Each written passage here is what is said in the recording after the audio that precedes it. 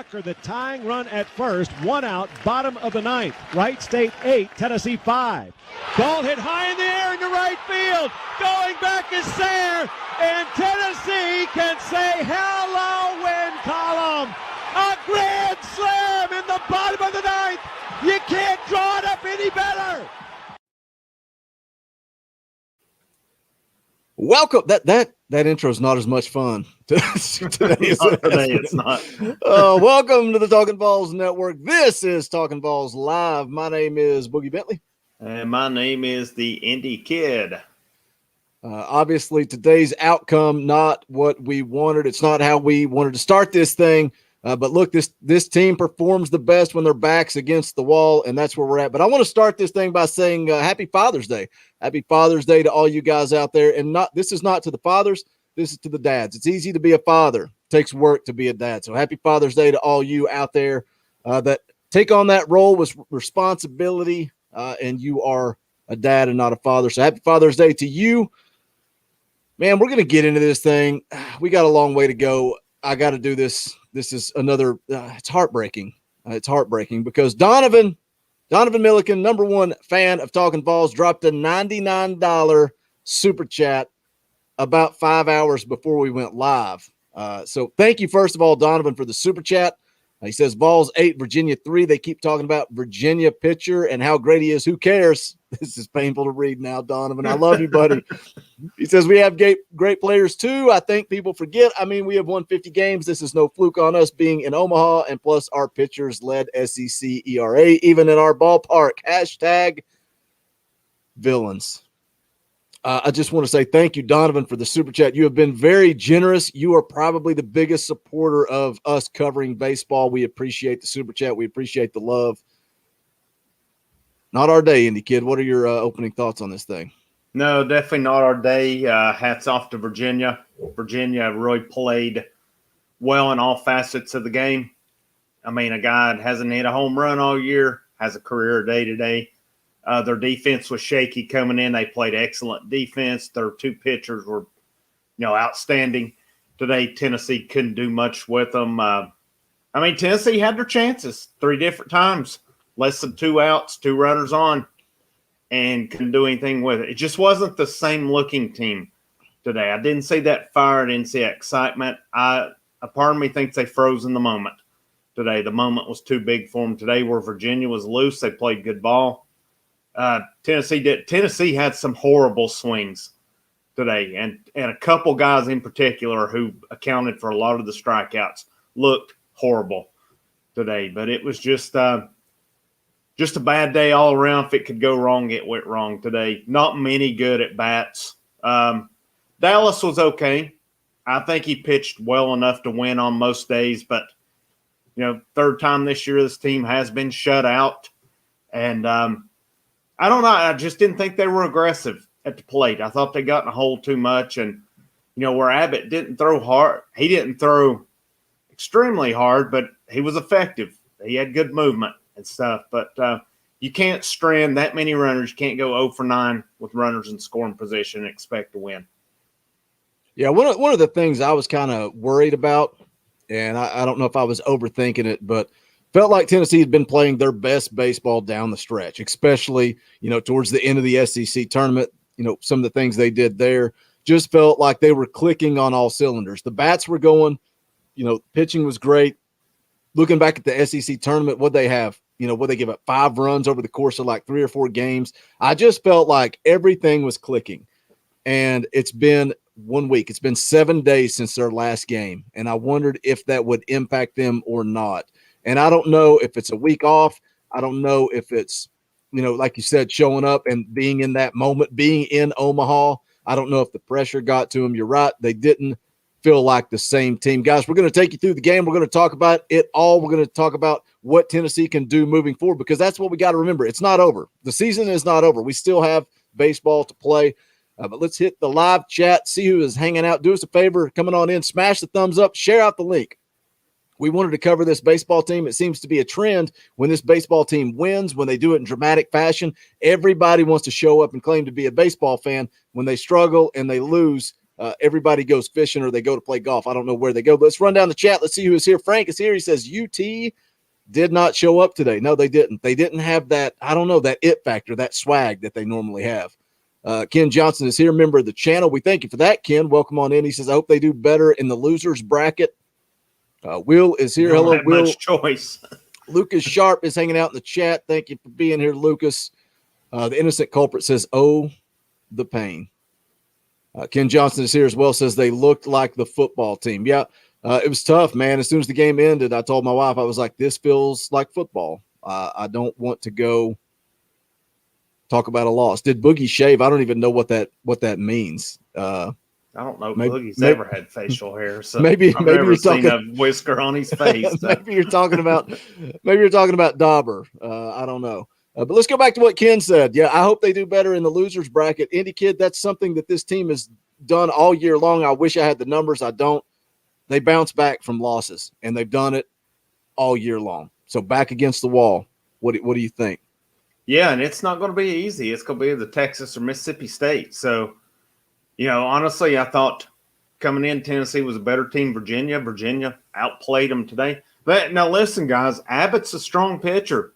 Leads the nation in strikeouts. Him and Kumar Rocker. A lot of people say he's the best left-handed pitcher in the country. And Tennessee struggles with lefties. I think that's been a common theme. And buddy of mine before the game, when we were texting about it, and he made mention of it. He said, Abbott's really good, and he's a lefty, and Tennessee struggled with him. Said, so we'll see. Boogie Wax. So we'll see how it goes. But it just, I don't know. Basically, if it could go wrong, it went wrong today. I mean, there's really not much else. Not much else that can be said on that. It's tough because Virginia, and again, you got to give them credit. That's you got to give them credit for what they did. But they're a team that I can't remember the exact numbers. They talked about it at the top of the broadcast. I think they said they lost their first 5 ACC series, but then they got hot towards the end. I think they said they won the 6 of their last 7. If those numbers are wrong, forgive me. But they got hot at the right time, and that's what we talk about with baseball. You get hot at the right time. You're talking about a team that was 500 in SEC or in ACC play. They were a middle-of-the-road team. 18-18 in conference play, 35-25 overall. Get hot at the right time. They won the ACC tournament, I do believe. Is that correct? Not to put you on the spot. No, okay. Duke won the ACC tournament. But yeah, like I said, they played much better going down the stretch. They won. I think they made to this. I think Duke put them out in the ACC tournament, and then I was hoping it would kind of go to the same way it had gone with Virginia in the regionals and the super regionals. They dropped the first game in both of them with Abbott pitching, and but not the case today. Virginia's moving on. I do hope we see Virginia again. I think Tennessee beats them more times than not, and I'm not taking anything away from them. They deserve to win the game. They played better today, but I want to see Tennessee take care of business on Tuesday at 2:00. And, I feel confident. But Virginia's got another guy who's been just pitching lights out going Tuesday. These ACC teams, Virginia and North Carolina State, are getting hot at the right time. I mean, that's 2 teams now. You've seen North Carolina State put Arkansas out. Now Virginia's beat Tennessee. Maybe they are firing on all cylinders at the right time. And just real quick, you are correct. Duke beat Virginia 4-2 in the ACC tournament championship. But again, still a team that's playing good baseball down the stretch. I think I said they won 6 of their last 7 ACC series. And that's baseball. Get hot at the right time. Donovan is back in the chat. He's pissed off. He's fired up. Another $100 super chat. Donovan, if you guys didn't know, Donovan is paying the light bills for the Talkin VAWLS studio. He is keeping the lights on for us. Donovan, you blow my mind, man. Another $100 super chat. $100 super chat. $100. Crazy. You're crazy, man. But we love you. We appreciate the support. He says, I don't get people in our Facebook Talk VAWLS group. He says they're talking about this is the most VAWLS thing ever. I mean, really, we are in Omaha. That's like making the Final Four in basketball. Keep the faith. We will be fine. This team always responds. Give Virginia credit. Yeah, that's a big key, Donovan. You got to give credit where credit is due. And look, I think something that we have to realize and we have to understand is there are a lot of new fans, a lot of new baseball fans in general. They don't, I don't know how, it sounds arrogant. I don't want to sound arrogant. They don't. They're not. They haven't followed baseball for a long time, and that's good. That's a good thing. You want new fans. That's that's part of it. But you got to sometimes overlook some of the comments that are made because they don't really understand. They're in panic mode the entire game. They're in panic mode in the third inning. They're in panic mode. There's a lot of baseball to be played. The innocent culprit says Donovan, aka the Godfather. Yeah. Donovan, we appreciate your support, buddy. Yeah, we appreciate the super chats, all that good stuff. So people are saying, can't believe lost to Virginia. One of the best pitchers in the nation just threw today, and he threw a gem. And Virginia, when I previewed it, Virginia's strikeout numbers really stood out to me. It was insane because Abbott's strikeout numbers, he was over 100 innings, but he had over 150 strikeouts. So he was averaging a strikeout and a half per inning. There, you want to round it up? That's 2 strikeouts per inning. That's pretty fascinating. And then their bullpen guys had some unreal strikeout numbers as well. It's a good pitching staff, man. It is a good pitching staff there. And, again, credit to Virginia. They hit the ball. They fielded it well, and they pitched well. I mean, Tennessee had 3 really good opportunities, and Abbott pitched his way out of it. Sometimes you just got to tip your cap and move on, guys. And the good thing about it is it's double elimination. When you get to the College World Series, it's not a fluke to lose to anyone. That's 8 teams right there that's playing very good baseball at that point in time. So it's not a fluke to get in there and lose to Virginia, and it's a traditionally pretty strong team over the years. I think said that Virginia has had the most College World Series appearances since 2009. So they know how to get there and win. Their coach knows how to get there and win. And it's not like basketball where, we talk about get hot at the right time, but it's not like basketball where it's a one-game deal, right? A team gets hot for one game, they upset somebody. You've been through the grind at this point. You've been through the grind of your conference tournament. You've been through the grind of regionals, super regionals. The way these things work out, double elimination, best 2 or 3, the best teams make it to the end. So like you said, Virginia has earned their spot. You got to give them credit where credit's due. But let's kind of run through this thing. One of the things that concerned me is the fact that, again, you're talking about some people say the best left-handed pitcher in the country, and Tennessee had a chance to jump on him early in the bottom of the first. You got Liam Spence coming up, lead off the inning with a walk. Ferguson follows that up with a single to right. You've got runners on first and third, nobody out, and you can't get a run across. And then strand another runner in the second, and then it just continues from there. It just continues to there. Virginia strikes in the bottom of the third. Chad Dallas, this is something you've talked about not only on live shows, but in some of your previews. Chad Dallas is a great pitcher. He has a problem hanging curveballs, and he hangs one to a guy that's not hit a home run all year long, and he puts it about 12 rows deep in left field. And I know we're Tennessee fans, but what a great story. That Logan Michaels story, what a great story for that kid, his dad, just amazing stuff. Obviously, I would have rather see him strike out, but again, Chad Dallas hangs one and the ball's trail, and it kind of built from there. You had a chance early, you failed to strike, and then that seemed to be the ongoing theme throughout the game. Yeah, he hung it bad too. If they showed the replay a couple times there, and Pavloni was set up more middle to outside, and golly, it was bad. He missed bad. It was bad. It was a bad pitch. Bad on it. And I think it was a 1-2 count. Bad pitch.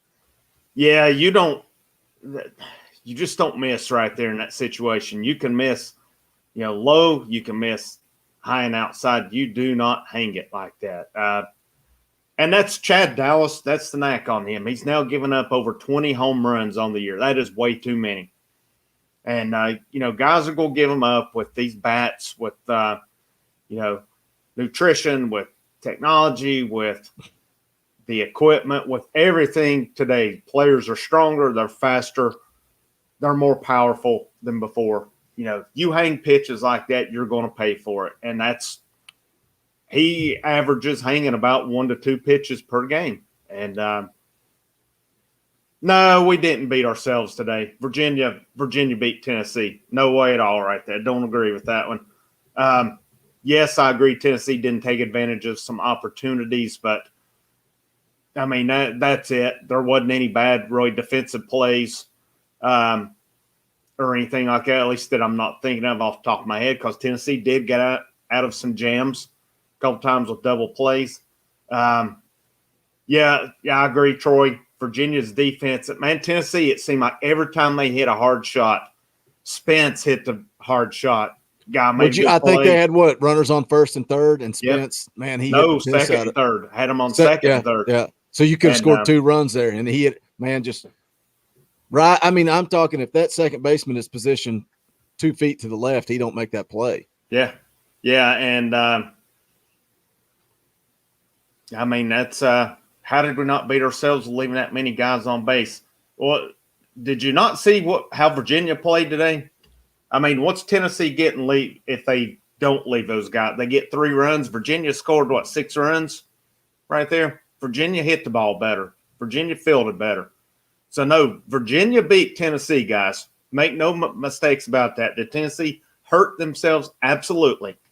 Would they leave 6 or 7 runners in scoring position? Yeah, and they were 0 for 9 with runners in scoring position for the whole game. But like you said, when you look at the overall body of work, I mean, you got to look at that one inning. What was it, the 7th inning? I don't know how many runs did they score there. Let me scroll up here to the box score. They scored 4 runs in the 7th inning. And what can you say? You've got your ace on the mound, and he had a good outing. He gave you 6 good innings, but in the 7th inning, man, they just turned it on. They absolutely turned it on. And you bring in Sean Hunley. Some people in the Talkin' VAWLS group were questioning, Boogie, do you go with Hunley there? Well, I do, because at that point it's a 3-run game. What can you say when Virginia comes in and they hit Chad Dallas and they hit Sean Hunley? That's your 2 guys. That's your 2 guys. And yes, I do go with Hunley because you're trying to win now. Like your back's against the wall. It's win now. And let me tell you something. Tuesday, whoever they play Tuesday, whether it's Texas or Mississippi State, they're going to be doing everything they can. It's win or go home. So if that means that Tidwell's not performing, then you might use Heflin. You might use Sewell. I don't think I saw somebody in the group say that Hunley's done. Hunley's not done. Hunley can throw again on Tuesday. So your back's against the wall. You're going to use anybody and everybody to get the job done. Cody Branch with a $2 super chat says it was a fluke. If we had our offense going, we win. Well, that's the key. If we didn't, you guys are forgetting the fact that was a really good pitcher who pitched today. Wasn't the guy who had the game of his life today or anything like that. It was a guy who pitched again. When I previewed this, the guy's strikeout numbers were phenomenal coming in. He leads the nation in strikeouts. He had a sub-3 ERA. He's striking out a batter and a half per inning. He had 10 strikeouts today. It wasn't a fluke, guys. Again, do I think Tennessee beats Virginia more times than not? Absolutely, I do. But, it happens, guys. It's the World Series. It's 8 very good teams there. And, I'm not down on this team. They're still alive.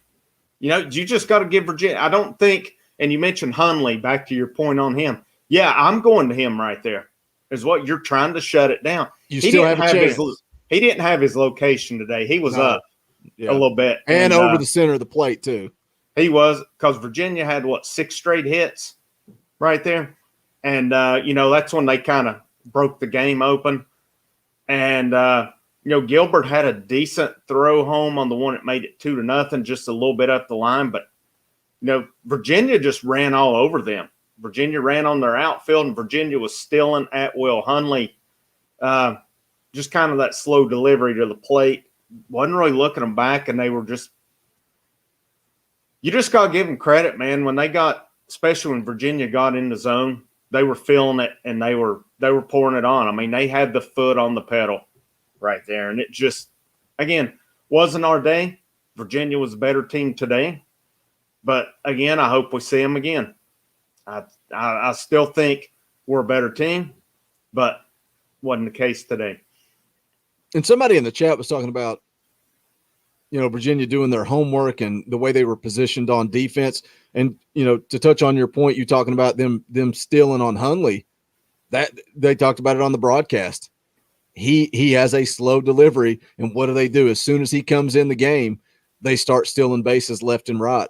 I mean, going back to that inning, to that top of the seventh, single, sack, bunt, then you got an RBI single, another RBI single, and then Hundley comes in and it's stolen base, RBI single, stolen base, RBI single. And they were just hitting the cover off the ball. And that's why you got to give them credit, guys. You have to give them credit, especially for that seventh inning. And you can say what you want about everything that took place prior to that and how many runners that Tennessee left on base.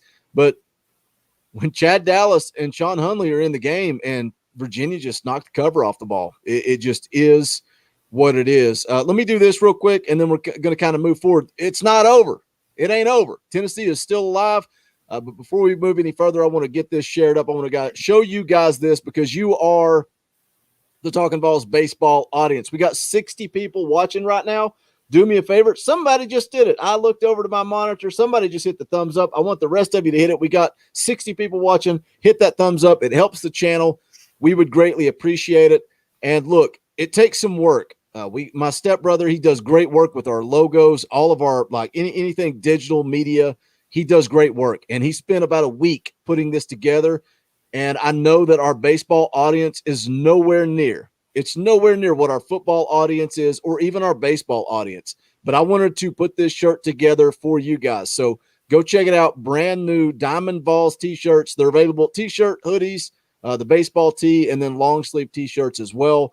You can look underneath there. There's different colors. Good prices. Where can you get a hoodie for $35? Indie Kid, where can you get that? Nowhere. Nope. So go check it out. The link, I'll put it in the description below. It's bonfire.com/store/Talkin' VAWLS. But I love this logo. Look at that. I absolutely love it. So good stuff. If you want to support Talkin' VAWLS in a baseball fashion, go check that out. Pick it up. We would greatly appreciate it. But if not, that's fine too. Just welcome on in. Hit that like button. That's all we ask of you. And look, I want to go back to it. Look, the season is not over. Tennessee is still alive. And I want to go back to that SEC tournament again. We had big expectations, and they come out and they drop that first game to Alabama in extra innings and all the drama that took place with the double play and the slide, and everybody's fired up. But look how Tennessee responded after that. They lose to Alabama 3-2. They run rule Mississippi State. They score 12 runs, run rule Mississippi State. They come back. They get a rematch with Alabama. They run rule Alabama, 11 runs against them. Then they beat Florida 4-0. They were firing on all cylinders after that opening game. They were playing full of piss and vinegar. And then obviously they dropped to Arkansas in the championship. But I think this team has responded all year long after a loss, and I expect nothing else. And even today, multiple times throughout the season, I almost give up on them, and they keep fighting. They find a way to win, and I was kind of waiting on that tonight. We didn't get it, but it ain't over. This team has responded all year long coming off of a loss. Yeah, and, they hadn't lost a game in the regionals nor the super regionals, so it had to happen at some point along the way. It had to happen at some point, but yeah, they're not done. I mean, again, they're going to have the work cut out for them on Tuesday because they're going to be facing a good team in either Mississippi State or Texas. Somebody asked, who would you rather see? I don't care, honestly. I honestly think Texas will beat Mississippi State tonight, but I think it's going to be a good ball game, though, too. Like, Texas is a strong team. They're number 2 for a reason. They probably got the best overall pitching staff in the country. Good hitting team. They've got maybe the leading base stealer in the country. If he's not the leading, he's one of the top guys. It's a good team. Mississippi State's no slouch either. Now, even though Tennessee run-rolled them in the tournament, they got run-rolled twice in the tournament, but they've been playing good. They beat a good Notre Dame team to get here. So we'll see. But Tidwell on the mound. Tidwell's been throwing pretty well here toward the end of the year. He gave up 6 against LSU, but he probably stayed in a little longer than he normally would have if it had been a closer game. They had a little bit of leeway to give on that. I like personally thinking, I almost think at the end of the year, Tidwell is a little notch ahead of Dallas in terms of who I would go with if it was on the line and I had everybody available. But, either guy, give or take, right there. I think Tidwell will be ready on Tuesday, and I want to see that swagger again from Mississippi. I just didn't feel like they had it today. Mm-mm. I don't know what the deal was, or anything like that. It just, to me, did not seem like the team that's had the mindset. They've had that mindset that they were going to come in and beat you most of the year, especially since they've gotten to the regionals. Just didn't see it in them today. But, maybe it was caught up in the moment or what have you, but, the jitters are out of the way. Maybe they, maybe getting humbled a little bit will be good for them. I'm not one that prescribes to the notion you need to lose a game to refocus. I don't, but, sometimes maybe it is what it is. So I still wouldn't count this team out. Like you said, bouncing back from a loss, they've bounced back pretty good all year with losses. So, and, the 2 series in conference they lost Friday night, won Saturday, but lost on Sunday. So I expect them to bounce back on Tuesday and move on with Will Heflin getting the ball. Well, it'll be Tidwell first, but, again, I like this team's chances coming off of a loss on Tuesday. And I want to remind you guys, on Tuesday they'll play at 2 p.m. Eastern time, which sucks because it's early. But we'll be able to cover it. We will go live again immediately following that game, so make sure you tune into that. If you're new here, welcome on into the Talkin' VAWLS Network. Make sure you hit that subscribe button so you don't miss out when we go live and drop content. But we will be able to cover that game live immediately following it on Tuesday. Let me get this super chat from Tyler Pollock for $4.99. Thank you so much for the super chat. We appreciate it. And we do. I hope you guys realize how much we appreciate a super chat. Like, it's not lost on me. It's not lost on the Indie Kid or even Dauber. It's crazy that you guys tip us. You support the channel. Like, we appreciate it. I know I say thanks and I say we appreciate it all the time, but I don't know if you guys really grasp how much it means that you are here. You enjoy what we do. We're just 3 fans. We love Tennessee athletics. It's mind-blowing at times that you guys tip us the way that you do, but we appreciate it. Tyler, also, he is a member of the channel, so thank you for that. He says, if we truly believed everything we've been saying about this team, best coach, best team, then you have to also believe this team is not done. Go Big Orange. You're right. 100% agree. This team is not done. And I kind of want to go back, Indy Kid, and talk about, talking about the moment and this team, and they didn't seem like themselves, because there was a video that Vol Baseball shared showing a Vol walk coming out of the hotel. And it's like, the atmosphere in Omaha, this fan base, we've talked about it so many times, whether baseball, basketball, football, whatever it is, when the moment is there, this fan base shows up. And it's something that Tony Vitello talked about in a press conference this week. He talked about, we need you guys there. We need you in Omaha. So what does this fan base do? They show up and they show out, as always. I want to show this video. It is from Vol Baseball Twitter. This was a Vol walk coming out of the hotel today.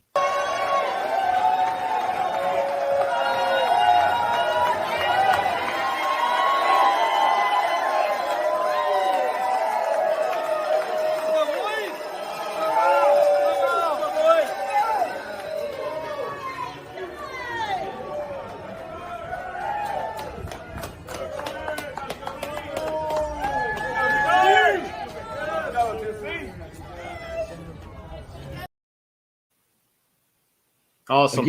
Again, man, this fan base, I don't care what they can call us villains. They can call us whatever they want. We show up every time, every single time. I'm blaming it on Vol Shop. I've got two Tennessee baseball shirts on the way. Should have been here. They're not here. One's the villain shirt. One's the cursive Vols. Should have been here and sporting them today. So I'm blaming it on Vol Shop. They better be here by Tuesday. If not, and then we're rolling. We got hell to pay. Or the Indy villain is going to come out. So that could be a shirt. You keep yelling at people in the chat when they disagree with you. We may fire up an Indy villain T-shirt. I think that would I would pay to wear that.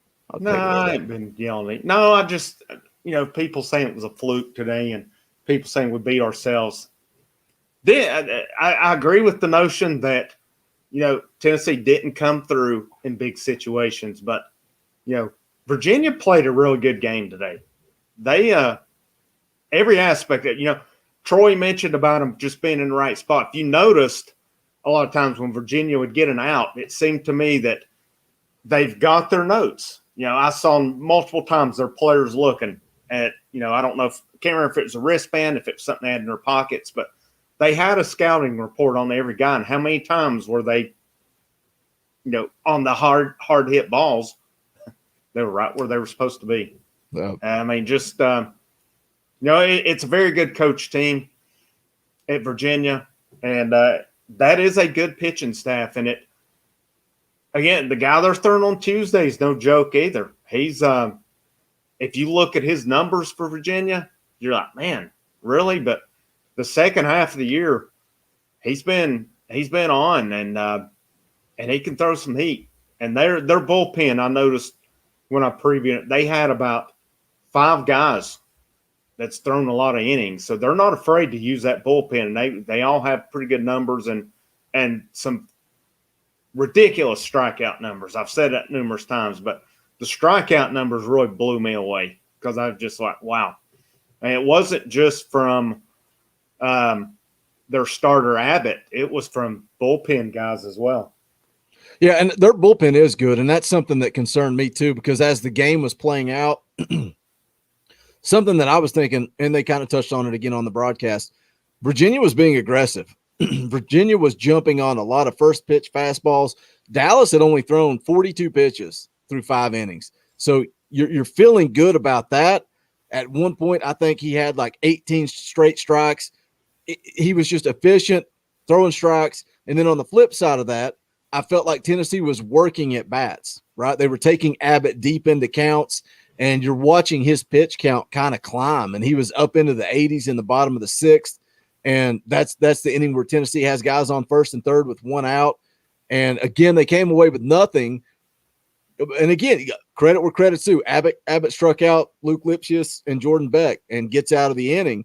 But at that point, you're kind of hoping, maybe Abbott, because these at-bats are going so long, maybe he's going to run out of steam. At the end of that inning, he's over 100 pitches. He's done.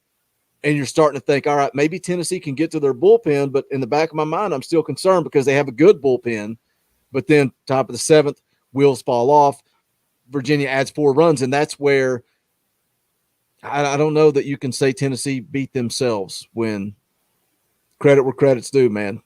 Virginia lit up potentially the 2 best pitchers on Tennessee's staff. They did.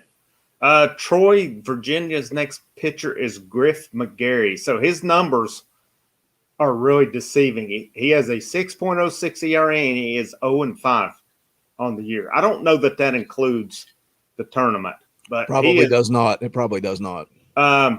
Innings pitched 35 2/3 innings, 61 strikeouts. Once again, ridiculous strikeout numbers right there. And they were talking about him a little bit on the telecast. His fastball runs upwards of 100. So it's, a guy that's probably, again, like we talked about Virginia, he's pitching his best baseball of the year, and they'll go with him Tuesday. So, whether it's Texas or Mississippi State, I think Virginia's going to have something to say about it in that game. And, timely hitting team. And, one of the things about it, I say it a lot of times, is you don't want to let a team's main guys beat you. And they didn't today. Now, I mean, Virginia's lineup did well, but the bottom of their lineup was big for them today. And that's normally a strength of Tennessee's. And Durkee had some good hits. Pavloni had some good at bats, but the guys in front of them, man, Lipsius had a day to forget. Yeah. What do you have? 4 strikeouts? Yeah, 0 for 4 with 4 strikeouts. And Russell 0 for 4, 2 strikeouts. Beck 0 for 3, 3 strikeouts. Right there's 9 strikeouts between those 3 guys. Just and we've talked about it all season long, how that bottom part of the order has done a great job, helping this baseball team out. And you look at those guys right there, and like you said, that's 9 strikeouts between your 5, 6, and 7 hitters. Yeah, and they were guys who were up in big situations with big opportunities that we're going to need them on Tuesday. And again, I really think it'll be Mississippi State, and I go back to this comment right here, even going to have to beat Texas twice. I wouldn't count Virginia out on Tuesday. The way they're playing, and with this Mcgary guy, I think he's going to I definitely think Texas is the likely team we're going to have to go through twice right there. But, and again, Texas has got the deepest pitching staff probably in the whole country. Which is why it'd probably benefit Tennessee way more for Virginia to beat Texas. If Texas, of course, look, Texas and Mississippi State still have to play tonight at 7 o'clock. That's not a given. That Mississippi State baseball team, don't just look at that SEC tournament. They had a piss poor showing in that tournament. They're a way better baseball team than they showed in that SEC tournament. So don't count them out. But I think it would be better for Tennessee to have Virginia put a loss on Texas because, like you said, I don't think Virginia's pitching depth can make it through the long haul. No, I think if you get past you've got Abbott and you've got Mcgary. After that, Mike Vasel looks like 7-5, 4.82 ERA, 65 strikeouts, and 74 2/3 innings pitched. So he's back down to earth a little bit from these other guys in their strikeouts. And then probably your next guy is Nate Savino, 3.86, 3-3, 33 strikeouts and 53 2/3 innings. Or you may see Zach Messenger. I don't know. I'm not sure who they've gone with down the stretch, but I know that Abbott and Mcgary seems to be who they've turned to. So I think if you get past Virginia's main 2 guys right there, I like, the chances with it. Just those strikeout rates are huge, and that's big because, if Tennessee just puts the ball in play a couple times today, they just put it on the ground, they've got runs, and that's why it's big having that guy who can strike you out opposed to just throwing something to be put in play. Mm-hmm. I mean, that's big. That's a difference maker right there because you're going from guys on second and third with 1 out. Well, if you're just trying to get a ground ball out right there, you're giving up a run opposed to, being able to get those strikeouts. That's a game changer. Yeah, it's like when Tennessee had runners in scoring position and he struck out Luke Lipsius, Jordan Beck back-to-back. That's how you get out of jams. When you've got runners on second, third, strikeouts are a difference maker. Yeah, and the time was spent. There was a part of me would have liked to have seen Pavloni swing. But again, I understand where they're going with that. There's no outs. You bunt. You're going to the top of the order with 2 guys, runners on second, third, and 1 out. You really can't fault that. In a 1-run game where your ace is on the mound and he's pitching well. Dallas was throwing well up to that point. He'd made really that one mistake. And, he ended up giving up 4 runs. They hit him pretty hard in that 7th, but, man, Hundley come in. He just didn't have it today. No. And, but, if it comes that opportunity again on Tuesday, 6th, 7th inning, close game, and they're making that change, I guarantee it's Sean Hundley coming in again. Credit to their guy, but I'll live and die with our guy, Sean Hundley, any day of the week and twice on Sunday.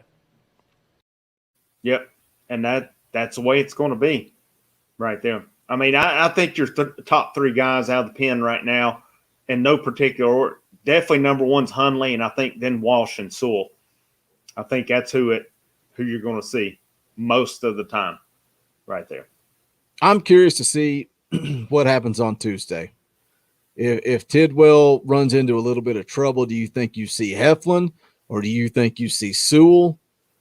Because like I said, your back's against the wall. All bets are off. You're going to do whatever it takes to win the game. I think it'll be Sewell, or Hundley. You think no so? No matter where. Yeah, we've seen him go to Hundley before the 5th inning before. Yeah, Just I mean, same as and again, Arkansas. going back to people today in our Facebook group, which I love you guys, and if you're a subscriber to this channel, you don't know what I'm talking about. If you're on Facebook, just search Talkin' VAWLS under groups and come join us. We have a lot of great conversations during the games throughout the week. I love that Talkin' VAWLS group. It's a lot of fun. And some people were questioning putting Hundley in, but just listen to that quote from Tony Vitello, and Hundley can go on Tuesday. There's no question about it. His arm is ready. He threw an inning today, and yeah, he struggled, but yeah, Vitello will go to him. But you got Sewell too, man. Sewell has been throwing the ball well. Yeah, but I'm just going off of what they've used all season, and even, in games where they've had to pull someone before the 5th inning, they've gone to Hundley early in the games. So they can do that again. Walsh is plenty capable of closing if needed, if you get to that point. And that's what I love about the college game is, how many times have you seen Tennessee bring Hundley in early in the game? How many times you see Arkansas bringing Cops in early to kind of keep the game? Because, the old adage and notion to majors, let's bring our long relief guy in to freaking get pounded here.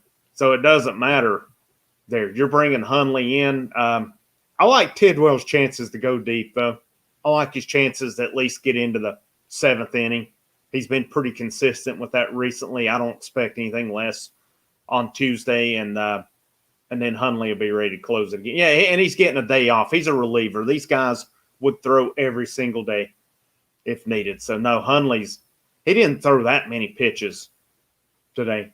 So, and you got to think he's going to be chomping at the bit to get back out there after the outing he had today. I'm gonna throw you way off base. I'm just what you said just now. I'm changing gears, and you're the man. You can keep up with me.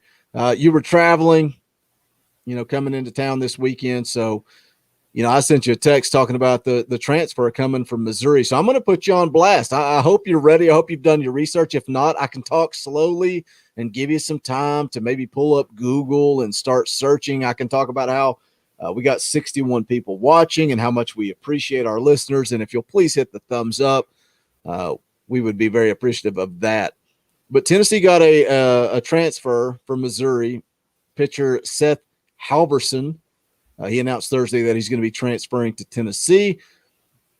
You're just talking about the pitching staff and what they have. What do you think this pitching staff is going to look like next season? What do you think their 3 weekend guys will be? And how do you think that this transfer from Missouri, Seth Halverson, how do you think he's going to fit into the picture of this overall pitching staff? He'll be one of the weekend guys. Now, his numbers are 6.0 ERA, and yes, you gave me a chance to pull up his numbers. I tried to loft you a big fat softball, buddy. This ain't my first rodeo. No, I've been reading up on the scouting reports on him. He had 14 starts, 6.0 ERA, 4-2 record. From what I gather, he was Missouri's top guy. He threw 72 innings, 70 strikeouts. So, almost a strikeout per inning. And, from what I gather about him is that he's got a pretty good arsenal of pitches. He just really needs someone to help him develop. And I'd say Tennessee's got a pretty good guy down there that can develop that in Frank Anderson. But the staff's going – Tidwell's a given for the rotation next year. I'm curious to see where Chad Dallas may get drafted at as to what – because he's definitely eligible to be drafted. Heflin, I think technically could come back. I don't know that he will. I think he's probably done. But it's not out of the possibility that he is back. But I think this dude from Missouri is a possibility. I think Tidwell. It's going to depend on, somebody mentioned Chase Burns. I've seen some of them say Chase Burns probably going to get drafted pretty high and not making it. I don't know. I've seen some stuff saying scouts really like him. Something as well, somebody that was recruited was pretty heavily thought of pitching is Drew Gilbert. He mainly just threw relief on weekdays this year, but he had some pretty good numbers this year as well. Does Leith come back? I mean, I don't know what his pro prospects are, so I don't know if it's possible he could come back because he was going to be the ace this year. I'm interested with that. I'm interested to see what this team's going to look like because they could potentially lose some pretty big guys. I know there was, it's not pitching, but there's talk about Evan Russell considering coming back and stuff. But we know for sure Tidwell. I think the guy from Missouri will have a big say-so in it. What do you think about Camden? What do you think about Camden Sewell and what we've seen from him? I mean, I think he could very well work himself into a weekend rotation. He could. I like the way his ball moves. He's got there's that two-seamer, I guess it is, kind of with that movement on it stuff. So I don't know. I'm with Troy on this. I didn't know. I've not really seen much about Leith being a big prospect, so I wonder if it's, especially with the injury, I wonder if that maybe would lend for him coming back. Something that was interesting the other night is Arizona's game one starter was a Tennessee transfer, actually. So, that'd have been nice to have had this week as well. But I still think it'll be a good bullpen. I mean, but, I guess a bigger question, too, is who's going to be their go-to guy in the pen because Hundley's a senior, Walsh is a senior. Does Cannell become that guy? Maybe Camden Sewell becomes that guy. That's what I was wondering with Sewell. If you use him, move him to a starter, if you make him, your closer. I don't know. That's interesting. Connell, Cannell, depending on who you ask, he needs some more consistency, man, for me. Somebody mentioned it one of the last times we talked about him. I feel like he's had a drop in velocity with his fastball, and I don't know if it's where he's not, they've not used him a ton down the stretch. And, one of the last times they used him, he looked kind of rough. I think it was against Wright State, if I'm not mistaken, that they used him. It was either Wright State or Liberty. Can't remember which one it was, but he struggled down the stretch. And, it's been pretty obvious Hundley, Walsh, and Sewell have been your guys. Like I would almost look for Sewell to become your Sean Hundley next year. And the thing I like with Sewell, again, is his movement and stuff as well. Throws probably about as hard, not a little harder than Hundley, but he's definitely got more movement on his stuff as well. That's what I would look for unless there's another arm in the pen. And, of course, we talked about him earlier. Their weekday starter was Mark McLaughlin. So where does he factor in? Is he a weekend rotation guy next year? Does he stay the weekday guy or what? Right there. But they're going to have options. I think it'll be a deep staff, and it's going to depend on who makes it in of their recruits. They've got some stud recruits. The only problem is if you're looking at the Tennessee recruiting list, you really need to be studying those 3-star names because that's most of the time the guys that are making it in. Those 5-star guys a lot of times probably are not going to make it in. Connor Housley, Elijah Pleasance. I saw him pitch numerous times this year, and he got hit pretty hard a few times that I saw him. And wasn't Housley out for the year, or am I thinking of someone else? See, you didn't talk real slow and talk to the chat and give me a chance to Google anything, so I don't know. Yeah, I'm thinking maybe Housley, and I may be confusing him with someone else was out for the year. Pleasance, he normally pitched during the weekday. We did see him coming against Arkansas because we thought it was kind of odd when he came in the SEC tournament championship. He come in and threw an inning. I haven't seen Housley pitch this year. Yeah, so he may be the guy that's been hurt along with Leith this year. So, this is one reason I'll be happy when this year's over. So all these COVID years, it's confusing as hell. All these COVID years. Well, baseball's confusing enough. Baseball's confusing enough, man. The way the draft works and the guys coming and going, you never know with baseball. So it's confusing enough. But I'm excited, man. I'm excited because you always brag on us for starting the baseball coverage before anybody else. But I'm excited to start it from the beginning, and I'm excited to try to cover recruiting the best that we can and try to bring the best baseball coverage to the Talkin' VAWLS network. I'm excited about that. The fact that, the audience has shown up and shown out, and some of that is because of success. I get it. I understand that, but we appreciate it. I'm not going to go back and pull up the website again, but I just want to show you the Talkin' VAWLS baseball logo one more time. You can see it at the top right, but there it is on your screen. If you want Talkin' VAWLS baseball merch, the link is in the description. Just go to bonfire.com/store/Talkin' VAWLS. You guys can pick up that merchandise. We would greatly appreciate it. But we're making a commitment. We kind of just jumped in. We started slow this year, but moving forward, we're covering baseball. We're going to cover, like I said, recruiting the best that we can. We're going to try to figure it out for next season. I don't know. And if you're listening to this live, you can put it in the chat. If you're listening to this after the fact, you can leave a comment. I think the best way to cover it is to just do a live stream on Sundays after the games on Sunday, kind of talk about the midweek game and then the weekend series. That's probably going to be the way we go about it. So, but we are committed to covering, baseball. The Indy kids are going to continue to lead the charge on basketball. And obviously I cannot wait till this fall. It is going to be a lot of fun covering the football program. But thank you guys for the support. And like I said, go check out that merchandise.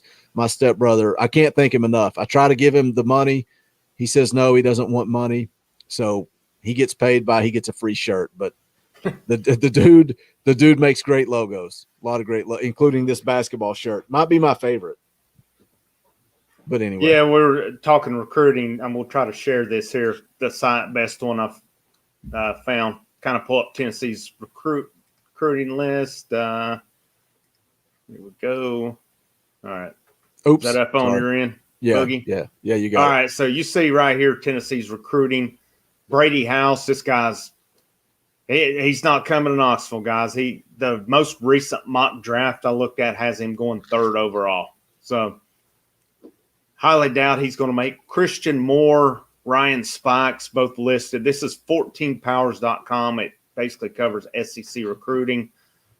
Christian Moore and Ryan Spikes, both 5-star infielders.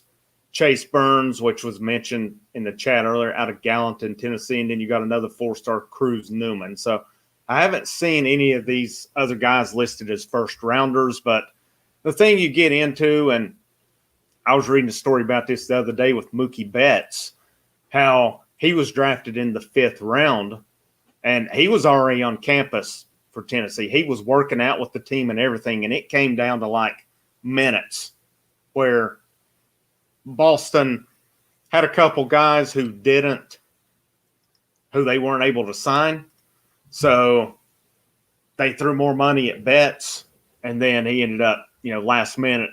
I think it worked out pretty good for Mookie Betts. Just a shame he plays for the Dodgers, as much as I can't stand them, but really we hate people out there on the West Coast. I don't like anybody out there. Yeah, I like some California teams. The Dodgers is not one of them, though. And I was talking about people in general. Yeah, one that normally wears Dodgers hat, right? So, but that's Tennessee's recruiting list right there. It's a strong class, but the main thing to look at on those is probably going to be your 3-star type guys. That's the kind of guys that make it to campus most of the time for you to develop. It doesn't mean they're bad ball players or anything because they're 3 stars. That's just more likely your guys you're going to have that are going to come in and for you to develop. I mean, I can look at it from last year. Tidwell's a true freshman. The one site I looked at had him a 2-star last year. I would say he's outperformed that at this point. Jordan Beck was a 2-star, and he might have looked at it a little bit today, but overall he's outperformed that. by quite a bit. So, it's all about recruiting good players and developing them. I think I said that wrong, but there's a lot good going. And let's keep this in mind, guys. We're not out of the woods yet on Tony Vitello coming back.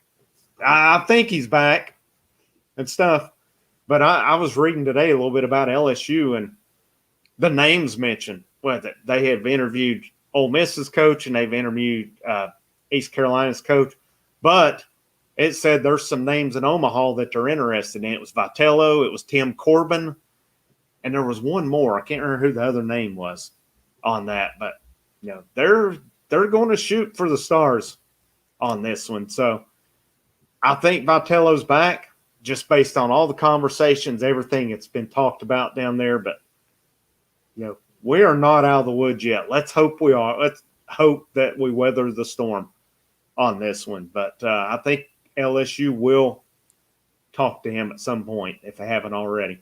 Well, did you see a lot of people are paranoid because LSU is in Omaha right now?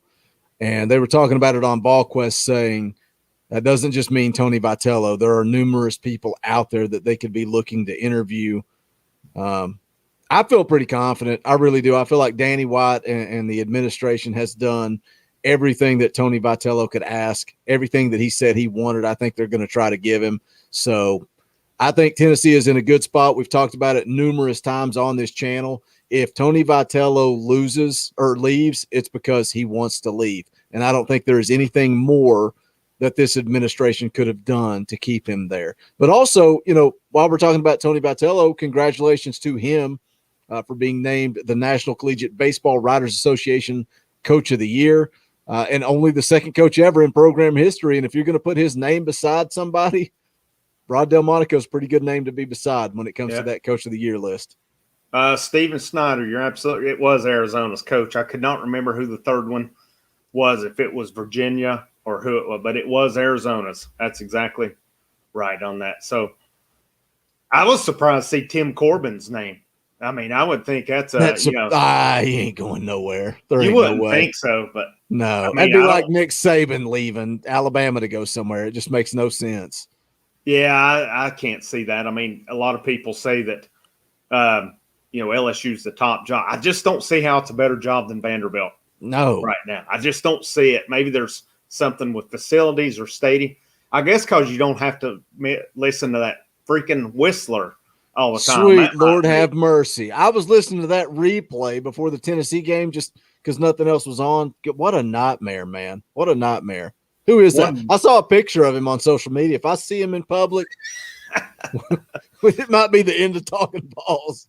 Yeah, that I saw there was one of the Barstool guys, which I don't follow. I just see they've kind of started a hashtag grow the game. And one of them, he said, how am I going to grow the game when we got this idiot on here whistling the whole game, making it annoying for everyone? I mean, it's just, I watched most of that Vandy Arizona game last night. It's the whole game. Listen, it's so annoying. Awful. I mean, I don't know which is worse, having that or some drunk sitting around you yelling the whole time. I don't know which would be more annoying. Right At least the drunk's going to mix it up some compared to that guy. Just I got up to go use the bathroom. My wife's sitting in the living room. I just start going. She's like, God, stop it! It's awful. It is awful. Man. What a that joke. might be one luxury to getting out of there, but you wouldn't have to listen to that guy. Goodness gracious, anymore. But we'll see. Hopefully, we're back here on Tuesday with happier results. We're either back with happier results or we're a cup full of booze, one or the other. We'll figure it out on Tuesday. Yeah.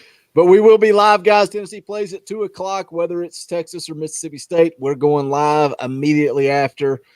So if you're new again, welcome. Go ahead and subscribe. Click that bell for notifications so you don't miss out. But we will be live as soon as the game wraps up. But I think it's going to finish it up for this one. If you want to help us out, the easy ways, click that thumbs up. Subscribe to the channel. If you want to throw us a tip, you can do a super chat. We appreciate it. Still blows my mind. Or the big thing, go pick up Talkin' Balls merchandise, because not only do you throw a few bucks in our pocket, but also it's free advertising. Tell a friend. tell somebody, share the links out, let people know about Talkin' VAWLS, because you guys make this show what it is. We appreciate the engagement with you guys showing up, giving your opinions. Your opinions matter. That's why we put them on the screen. But that's going to wrap it up for this one. For the Indy Kid, my name's Boogie Bentley. Backs against the wall. Who do you want? We want Texas. Why do we want Texas? I want another shot at Virginia because to be the man, you got to beat the man. And I'm saying, woo, right here.